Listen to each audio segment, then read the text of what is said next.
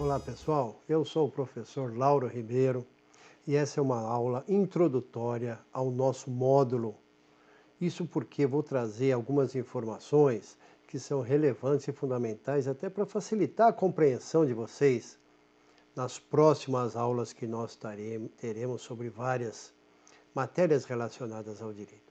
E eu quero dizer também, para que não fique nenhuma dúvida, que eu usarei muitas vezes as palavras no seu sentido masculino, como por exemplo, promotor de justiça e não promotor de justiça ou promotora de justiça. Isso porque é mais usual essa forma de se manifestar e também por conta da dinâmica que nós temos que dar à nossa aula, mas que de maneira nenhuma possa ser entendido como um menosprezo, uma falta de consideração com a condição feminina. E a gente já começa tratando de um ponto que é básico, que é o que é o direito.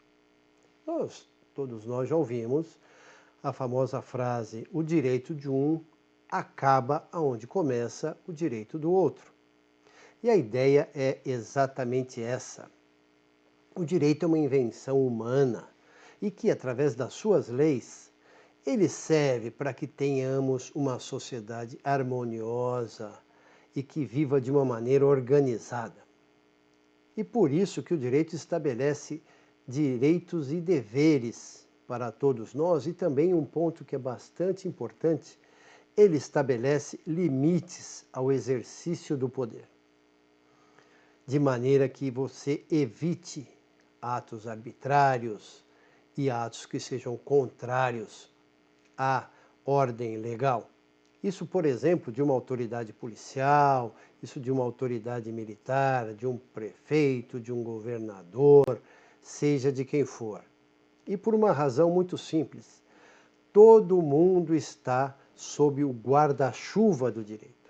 Ninguém escapa das regras do direito. Todos temos que obedecer essas regras estabelecidas pelo direito. Só que o direito é muito amplo.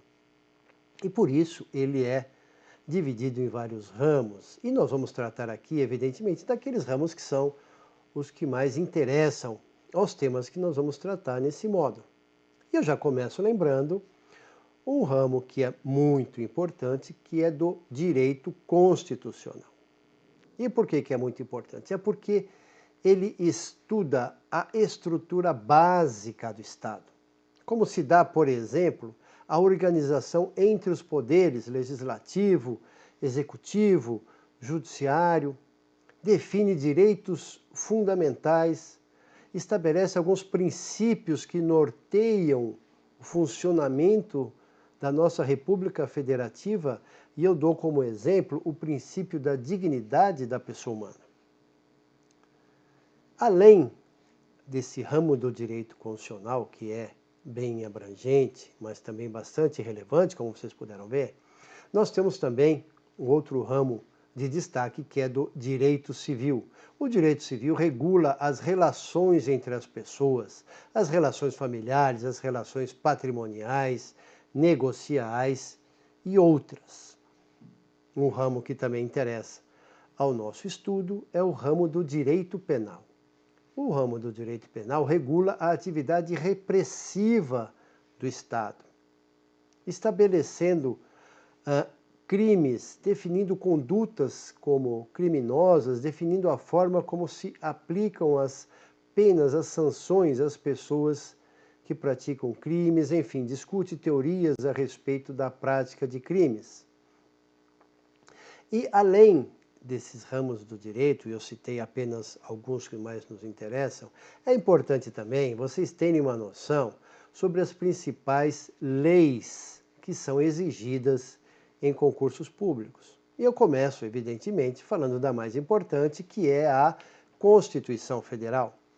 A Constituição Federal é uma lei, é a mais importante em hierarquia, e ela é a espinha dorsal de todo o nosso ordenamento jurídico, de todo o nosso conjunto de leis. Ela estabelece o norte que nós temos que seguir, o caminho, as diretrizes que a nossa República Federativa do Brasil tem que obedecer, define também os direitos chamados fundamentais, porque são essenciais a qualquer pessoa, assim como algumas outras regras de boa convivência. Além de, como eu já mencionei quando eu falei do ramo do direito constitucional, a Constituição Federal vai estabelecer limites ao exercício do poder, garantindo a todos e a todas que não haja o abuso, que não haja arbítrio por aquelas autoridades que detêm o poder sobre a sociedade. Assim, nós podemos dizer que ela é a lei suprema do nosso país. E todas as leis que estão abaixo da Constituição Federal, em importância, têm que seguir as regras e os princípios e os valores que orientam a Constituição Federal, para que não corra o risco de serem consideradas inconstitucionais. Também, outra lei importante relacionada ao ramo do direito civil, nós temos o Código Civil Brasileiro, que é a Lei 10.406 de 2002, e que regula os direitos e obrigações de ordem privada e não pública, concernente às pessoas, tanto físicas como jurídicas, seus bens, suas relações, como, por exemplo, nascimento, relações contratuais, relações obrigacionais, casamentos, a sucessão, que significa a destinação da herança das pessoas que falecem. Enfim, ela regula muito a nossa vida civil. Essa lei que eu mencionei, que é o nosso Código Civil Brasileiro. Outra lei muito importante é o Código de Processo Civil, que é a Lei 13.105 de 2015. E por que é importante? Porque é a lei que regulamenta o processo judicial civil brasileiro. Então, para saber como é que funciona um processo judicial, quem compõe, como é que você pode dar início, como é que ele termina, enfim, toda essa tramitação de uma ação judicial, isso é regulamentado, isso é regulado por regras estabelecidas pelo Código de Processo Civil Brasileiro. Outras leis que vocês já devem ter mais afinidade são Estatuto do Idoso. O Estatuto do Idoso é a Lei 10.741 de 2003 e é uma lei que organiza e se destina a regular os direitos assegurados àquelas pessoas com 60 anos ou mais, que estão sob a proteção do Estatuto do Idoso. Também temos a Lei Brasileira de Inclusão da Pessoa com Deficiência, também conhecida como Estatuto da Pessoa com Deficiência. É a Lei 13.146 de 2015 e ela se destina também a regular os direitos assegurados às pessoas com deficiência, definindo quem são essas pessoas e também as pessoas com deficiência, independentemente da sua idade. Uma outra lei que já é bastante conhecida de vocês, certamente, é o ECA, o Estatuto da Criança e do Adolescente. É a Lei 8.069 de 90 e que vai dispor sobre a proteção integral que deve ser dada à criança e ao adolescente. Outra lei relevante para os nossos estudos aqui desse módulo é a Lei Maria da Penha, que é a Lei 11.340 de 2006.